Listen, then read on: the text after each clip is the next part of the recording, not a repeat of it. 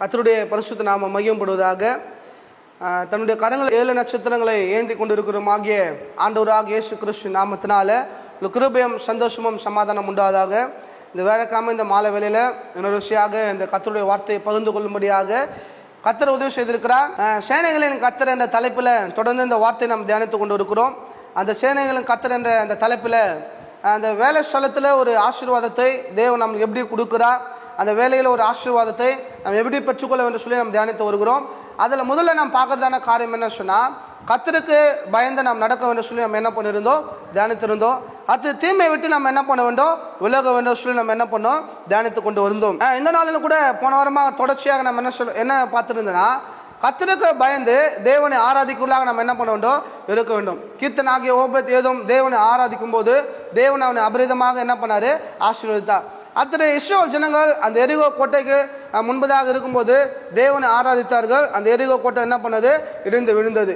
அதே போல நம்மளுக்கு தடைகள் விலக வேண்டும் என்று சொன்னால் கர்த்தருக்கு பயந்து நம்ம என்ன பண்ண வேண்டும், தேவனை ஆராதிக்க வேண்டும். அப்படி நாம் தேவனை ஆராதிக்கும் போது தேவன் அபரிதமாய் நம்மை ஆசீர்வதிக்கிற தேவனாக காணப்படுகிறார். அடுத்து பாருங்க, இன்னொரு வசனம் தெளிவாக சொல்லுகிறது. உபாகமம் 10வது அதிகாரம் 12வது வசனம் சொல்லுது பாருங்க. நீ உன் தேவனாகிய கர்த்தருக்கு பயந்து அவர் வழிகளில் நடந்து அவரிடத்தில் அன்பு கொண்டு முழு இருதயத்தோடும் முழு ஆத்மாவோடும் முழு மனதோடும் தேவனாக கர்த்தரை என்ன பண்ண வேண்டும், சேவிக்க வேண்டும். பாருங்க, இந்த உபாகமத்தை தான் ஒருவேளை சங்கீதக்காரன் தாவீது தியானித்து இந்த சங்கீதம் எல்லாம் பண்றா எழுதியிருக்கிறான். இதெல்லாம் என்ன சொல்றாங்கன்னா, நீ கர்த்தருக்கு பயந்து அந்த அவருடைய வழிகளை என்ன பண்ண வேண்டும், நடக்க வேண்டும். எப்படி நடக்க வேண்டும் சொன்னால், முழு இருதயத்தோடும் முழு ஆத்மாவோடும் முழு மனதோடு கூட என்ன பண்ண வேண்டும்னா நடக்க வேண்டும். அப்ப நம்ம நடக்கும்போது கர்த்தர் அபரிதமா ஆசீர்வதிக்கிறாருங்க. அப்போ பயப்பட வேண்டும், அவருடைய வழிகளை விட்டு விலக வேண்டும் சொல்லியிருந்தேன். அப்போ பயப்படும் என்று சொன்னால் முழு இருதயத்தோடும் முழு மனதோடும் முழு ஆத்மாவோடும் முழு பலத்தோடு கூட நம்ம என்ன பண்ண வேண்டும், பயந்து நடக்க வேண்டும். அப்போ பயந்து நடக்கிற மனிதர்கள் வாழ்ந்தார்களான்னு சொல்லி நம்ம ஒரு கேள்வி வந்தா, அப்போ அவருக்கு பயந்து அநேக ஜனங்கள் என்ன பண்றாங்க, பயந்து நடந்திருக்கார்கள். ஆபிரகாம் அவருக்கு பயந்து என்ன பண்ணா, நடந்தா. அடுத்து ஒரு வேதவாசம் சொல்லுது பாருங்க, யோபு 1வது அதிகாரம் 1வது வசனம் இப்படியா சொல்லுது பாருங்க. ஊத் தேசத்தில் யோபு என்னும் பேர் கொண்ட ஒரு மனுஷன் இருந்தான். அந்த மனுஷன் உத்தமனும் சன்மார்க்கனும் தேவனுக்கு பயந்து பொல்லாப்புக்கு விலகுறவனுமாய் காணப்படுகிறார். வேதம் சொல்லி பாருங்க, அந்த மனுஷன் உத்தமனா இருக்கிறான், சன்மார்க்கனா இருக்கிறான், தேவனுக்கு பயந்து பொல்லாப்பு விளங்குகிறான். இந்த பாயிண்ட் தான் முக்கியம். என்னன்னா, அந்த யோபு என்கிறவன் தேவனுக்கு பயந்து பொல்லாப்புக்கு என்ன பண்றான், விலகுறான். இன்னைக்கு நிறைய பேர் நான் தேவனுக்கு பயப்பட சொல்லி மார்களை தட்டி கொண்டு இருக்கிறோம். நான் தேவனுடைய பிள்ளை, நான் தேவனுக்கு பயப்பட சொல்லி, ஆனா தேவனுக்கு பயந்து நடக்கிறோம். ஆனா நீங்க சில பேர் என்ன பண்றதுல, அந்த பொல்லாத வழியை விட்டு என்ன பண்ணதில்ல, விலகுவதில்லை. தேவனுக்கு நடக்கிறவன் பொல்லாத வழியை விட்டு என்ன பண்ண வேண்டும், விலக வேண்டும். என்ன பொல்லாத வழி? வேதம் சொல்லுறது, தீய காரியங்கள், தீய பழக்கங்கள், தீய காரியங்கள் என்ன பண்ண வேண்டும், விலக வேண்டும். வேதம் எதெல்லாம் செய்யக்கூடாதுன்னு சொல்லுதோ அதெல்லாம் நம்ம செய்யக்கூடாது. வேதம் எதெல்லாம் நம்ம செய்யணும்னு சொல்லுதோ அதெல்லாம் நம்ம என்ன பண்ண வேண்டும், செய்ய வேண்டும். அப்போ பொல்லாத வழிகளை விட்டு தேவனுக்கு என்ன பண்ண வேண்டும், பயப்பட வேண்டும். செய்ய வேண்டியது என்னன்னா, தேவனுக்கு பயப்பட வேண்டும். செய்யக்கூடாது என்னன்னா, பாவத்தை என்ன பண்ணக்கூடாது, செய்யக்கூடாது. இந்த பைபிள்ல இந்த 2 காரியத்தை கடைபிடிக்க வேண்டும். பைபிள்ல சொன்னதை நம்ம செய்யணும், செய்யக்கூடாதுன்னு சொல்லுவது என்ன பண்ணக்கூடாது, செய்யக்கூடாது. இந்த 2 காரியத்தை கடைபிடிக்கிறவங்களை தேவன் அபரிதமா என்ன பண்றாரு, ஆசீர்வதிக்க வல்லவரா இருக்கிறார். யோபுக்கு மரணத்தின் தருவாய் மட்டுமாக பிசாசு அவனை சோதனை உட்படுகிறான். அவன் ஜீவனை மாத்திரம் அவன் எடுத்துக்கொள்ளவில்லை, பலவிதமான நோய்களால் அவனை பாதிக்கப்படுகிறாங்க. ஆனால் யோபு தன்னுடைய வாயினால தேவனை தூஷிக்கவில்லை, தன்னுடைய உதட்டினால தேவனை அவன் என்ன பண்ணல, சபிக்கவில்லை. இன்னைக்கு எத்தனை பேர் நம்ம தேவனை சபிக்கிறோம் பாருங்க. ஒரு சின்ன நோய் வந்துட்டா போதும், ஒரு சின்ன ஆபத்து வந்துட்டா போதும், ஊழியக்காரர் எதனா ஒரு வார்த்தை சொல்லிட்டா போதும், இல்ல என்ன மனிதர்கள் விசுவாசிகள் என்ன ஒரு வார்த்தை சொல்லிட்டா போதும், அவளை நாம் சபிக்கிறோம், அவளை நாம் தூற்றுகிறோம், அவளை நாம் ஏதனமாக பேசுகிறோம். ஆனா வேதம் சொல்லுது பாருங்க, நம் கர்த்தருக்கு பயந்து நாம் நடக்கும்போது எவ்வளவு சோதனைகள் வந்தாலும் என் அன்பு ஜனங்களே, நாம் கர்த்தருக்கு பயந்து பொல்லாத வழிகளை விட்டு நாம் என்ன பண்ண வேண்டும், விலக வேண்டும்.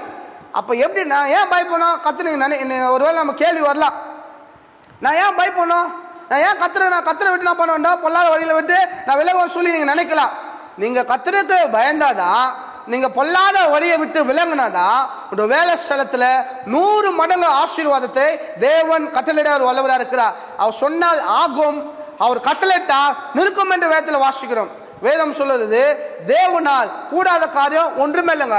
அந்த தேவனை நீங்க என்ன பண்ண வேண்டும்? நம்ப வேண்டும். யோபு அப்படிதான் என்ன பண்ணுகிறான்? அவன் வாழுகிறான். அடுத்த வேதம் சொல்லுது பாருங்க, யோபு 1வது அதிகாரம் 8வது வசனம் நீங்க வாசித்து பாருங்க.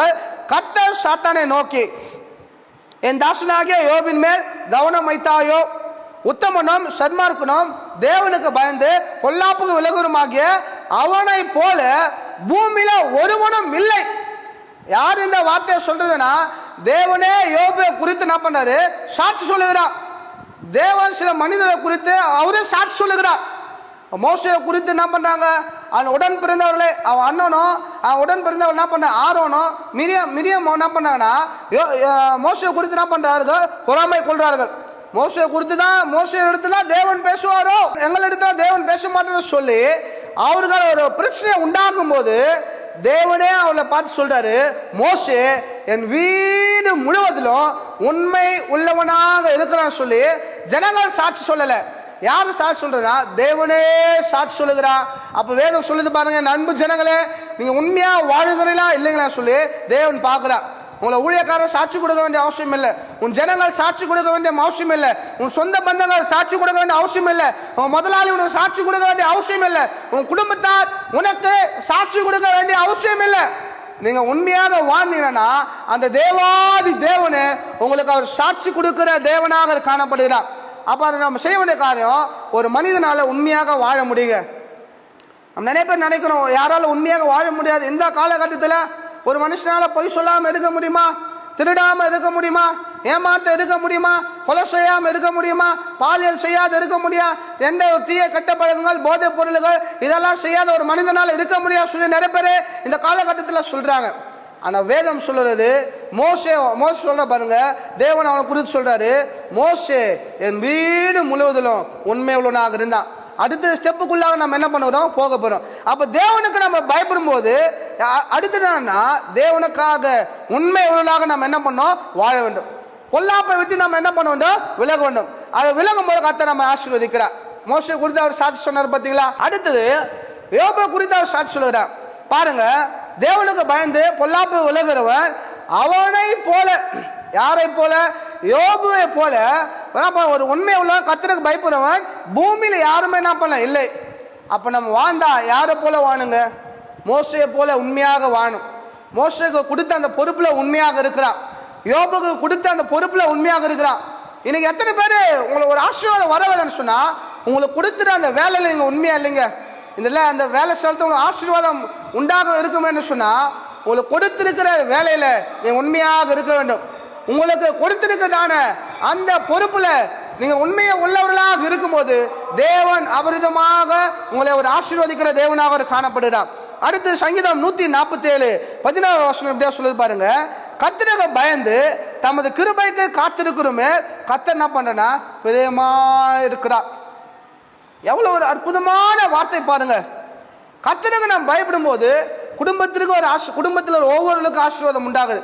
அடுத்து மோசையை குறித்து பார்த்தோம், யோபை குறித்து நாம் பார்த்தோம். கர்த்தருக்கு பயந்து ஆராதிக்கும் போது, கொல்லாத வழியில விட்டு விலகும் போது ஒரு பெருக்கத்தை கர்த்தர் என்ன பண்றாரு? கொடுக்கிறார். அடுத்து என்ன சொல்ல பாருங்க, கர்த்தருக்கு பயந்து தம் கிருபைக்கு காத்திருக்கிற மேல் அவர் பிரியமா இருக்கிறாருங்க.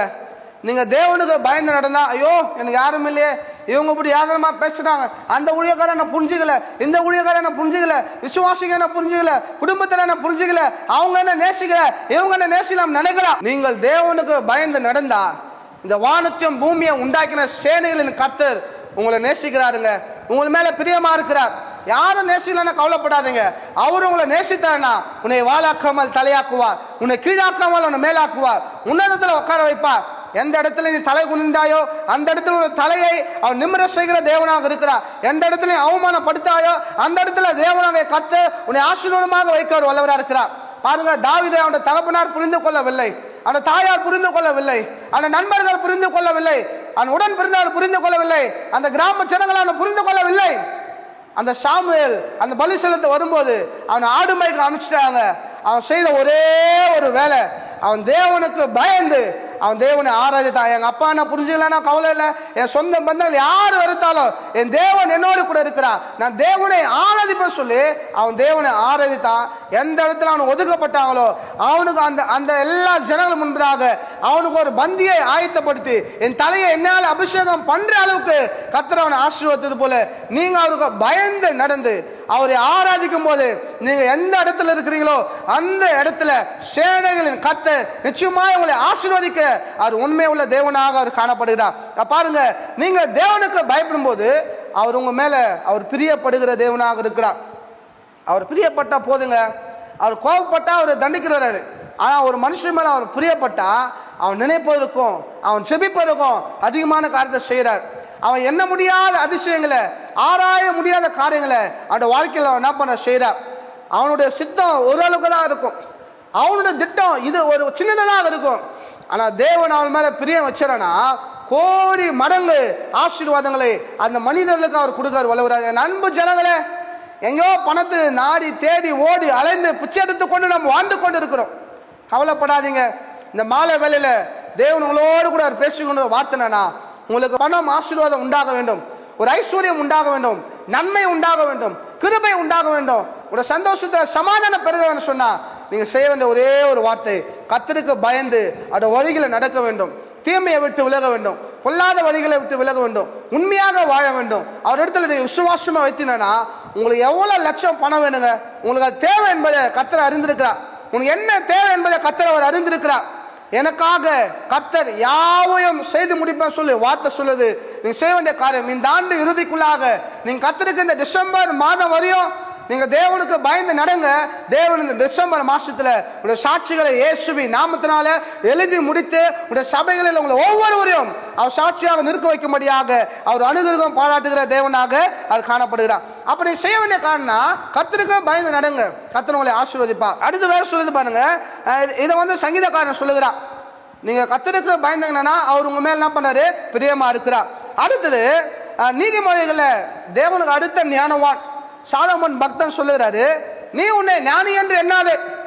சில பேர் ஒரு சின்ன ஒரு காரியம் தெரிஞ்சிச்சுன்னா ஊழியக்காரங்க ஃபர்ஸ்ட் எக்ஸாம்பிள் எடுத்துக்கலாம். ஊழியக்காரங்க சில ஒரு 4-5 வருஷம் தெரிஞ்சிச்சுன்னா நான் ஊழியக்காரன் சொல்லி சபையிலேருந்து ஒரு 10 பேரை பிடிச்சி எடுத்து போயிட்டு என்ன பண்ணிடுறான்னா ஒரு சபையை ஆரம்பிச்சிடான்.